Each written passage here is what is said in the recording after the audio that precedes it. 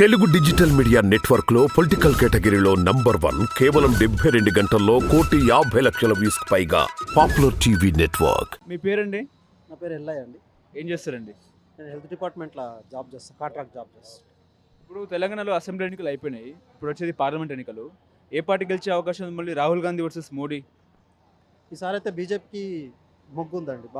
BJP ఎందుకు BJP వైపు ఉంది? బీజేపీ అంటే ఇప్పుడు ఇన్ని సంవత్సరాల నుంచి మనం కాంగ్రెస్కి చేసాము, నెక్స్ట్ ఇంతకుముందు టీఆర్ఎస్కి చేసాము.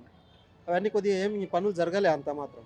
ఈసారి బీజేపీ వల్ల మాకు ఏదన్నా మంచిగా జరుగుతుందేమని ఆశ వ్యక్తం చేస్తున్నాం.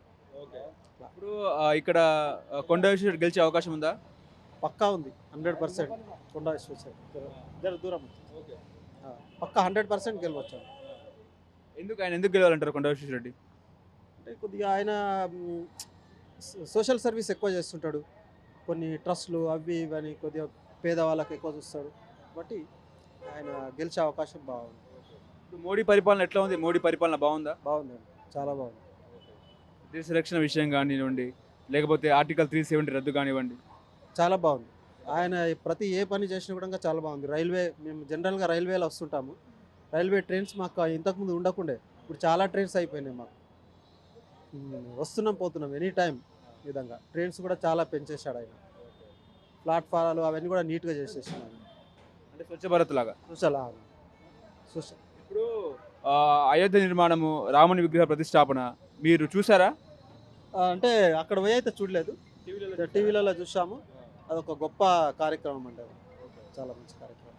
దాన్ని మనమే కాదు, ప్రపంచ దేశాలను కూడా దాన్ని మెచ్చుకున్నాం. ఇప్పుడు కాంగ్రెస్ పరిస్థితి ఎట్లా ఉంది? కాంగ్రెస్ పార్టీ అధికారంలోకి వచ్చే అవకాశం ఉందా? అంతైతే ఎంపికైతే ఏం కనిపించట్లేదు. ఏం లేదు. అంటే రాహుల్ గాంధీ ప్రధానమంత్రి అయ్యే అవకాశం ఉందని మీరు అనుకుంటారా? నెవర్. ఆయన భారత్ జోడో యాత్ర తిరుగుతున్నారుగా సార్, భారత్ జోడో యాత్రలో తిరుగుతున్నారు కదా ఆయన. ఎట్లా ఉండే అవకాశం ఉంది? అంటే చెప్పొచ్చు, జనరల్గా పైకి చెప్పొచ్చు, కానీ లోపల మాత్రం లేదు. ఓటు వేసే ఆస్కారం అయితే తక్కువగా ఉంది. ఇప్పుడు బీఆర్ఎస్ పరిస్థితి ఎట్లా ఉంది? బీఆర్ఎస్ ఈసీఆర్ అయితే రాదండి, రాదు కంపల్సరీ, ఎట్టి పరిస్థితిలో రాడు. ఎందుకు రాదంటారు? కేసీఆర్ ఎందుకు రాదు? ఎందుకు రాడంటే ఆయన చాలా మోసాలు చేసిన అన్నీ బయటపడుతున్నాయి కదా ఇప్పుడు, కాబట్టి జనాల లోపల నెగిటివ్ అనేది కొద్దిగా ఎక్కువ పెరిగిపోయింది, దానివల్ల రాకపోవచ్చు. ఎందుకు కేసీఆర్ ఎందుకు పక్కన పెట్టారు? అసలు ఎందుకు ఓడిచ్చారంటే ఏం చెప్తారు? ఓడిచ్చారంటే ఇప్పుడు ఆయన కొద్దిగా ఒంటెద్దు పోకడ పోయాడండి. ఇదంతా నాదే, అంతా నేనే అనేటువంటి ధోరణిలో వెళ్ళిపోయాడు ఆయన. ఎవరిని ఎంప్లాయీస్ని కానీ, కాంట్రాక్ట్ ఎంప్లాయీస్ని కానీ, జనరల్గా ఈ ఉద్యోగాలు ఇవ్వడంలో కానీ ఫెయిల్యూర్ అయిపోయాడు ఆయన.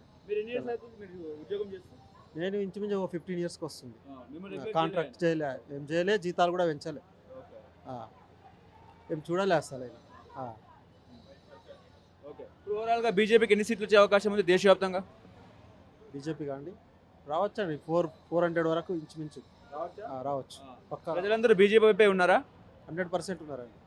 ఇప్పుడు మాత్రం పక్కా బీజేపీ వైపు ఉంది.